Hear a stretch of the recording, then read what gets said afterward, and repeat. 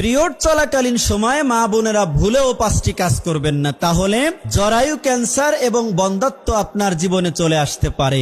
এমনকি যারা অবিবাহিত মেয়ে, তারা এই ভুলটি করার কারণে দেখা যাচ্ছে বিবাহ হয়েছে 5 বছর, 10 বছর, 20 বছর, কিন্তু তাদের গর্ভে সন্তান আসে না। এজন্য যারা অবিবাহিত তাদেরকে বলবো, কশিনকালেও আপনারা পিরিয়ড চলাকালীন সময় এই 5টি ভুল কখনোই করবেন না। আপনাদের প্রতি মাসে নির্দিষ্ট একটি সময় আপনার শরীরকে ফ্রেশ করার জন্য, রিফ্রেশন করার জন্য, সুন্দর করার জন্য আল্লাহ পাক রব্বুল আলামিন অটোফেজির ব্যবস্থা করেছেন, অর্থাৎ ফিল্টারিং এর ব্যবস্থা করেছেন। আপনার শরীরের মধ্যে যত রোগ জীবাণু আর যত ময়লা আবর্জনা আছে, আল্লাহ পাক রব্বুল আলামিন প্রত্যেক মাসে নির্দিষ্ট একটি সময়, নির্দিষ্ট কয়েকদিনের মধ্যে তাকে অপসারণ করে থাকেন। এই অপসারণ করার সময় আপনি যদি 5টি ভুল করেন, তাহলে দেখা যাবে আপনার এই ভুলের কারণে আপনার জীবনে অন্ধকার নেমে আসবে। পারিবারিক জীবনে আপনি কখনো শান্তি খুঁজে পাবেন না। একটা পুরুষ আর নারীর বিবাহ জীবনের পরে যদি তাদের সন্তান না আসে পরিবারে,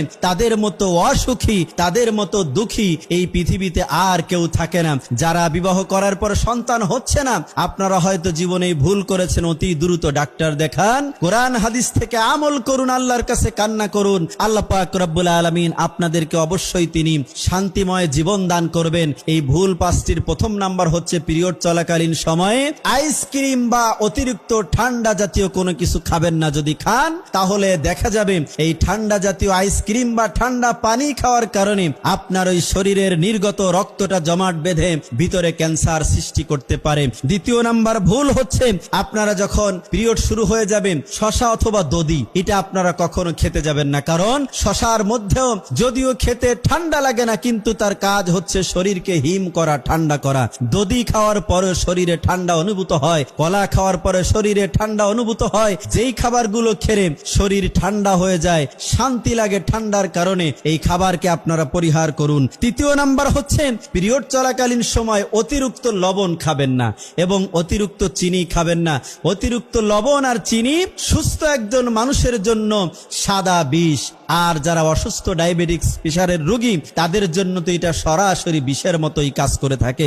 এজন্য আপনাদেরকে বলবো, পিরিয়ড চলাকালীন সময়ে অতিরিক্ত লবণ আর চিনি আপনারা গ্রহণ করবেন না। যদি করেন, তাহলে অতিরিক্ত লবণ আর চিনির কারণে আপনার মেন্সের মারাত্মক সমস্যা বাধাগ্রস্ত হতে পারে। চতুর্থ নাম্বার হচ্ছে, অতিরিক্ত চা বা কফি, অর্থাৎ অতিরিক্ত গরম কখনো আপনারা খাবেন না। অতিরিক্ত গরম খাবারের মধ্যে শ্রেষ্ঠতম অতিরিক্ত খাবার হচ্ছে চা বা কফি।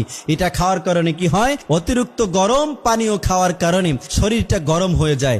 শরীরটা গরম হওয়ার কারণে রক্তের কণিকা পানি হয়ে গিয়ে আপনার মেন্স বা ঋতুবতী সময়ে আপনার রক্তের প্রবাহটা বেড়ে যেতে পারে, এতে আপনার মারাত্মক ক্ষতি হতে পারে।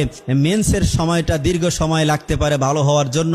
এজন্য অতিরিক্ত গরম খাবার পরিহার করুন, স্বাভাবিক এবং নরমাল খাবার খাওয়ার চেষ্টা করুন। পঞ্চম নাম্বার হচ্ছে, অতিরিক্ত ভাজা পোড়া খাবেন না। অতিরিক্ত ভাজা পোড়ার মধ্যে ক্যান্সারের জীবাণু থাকে।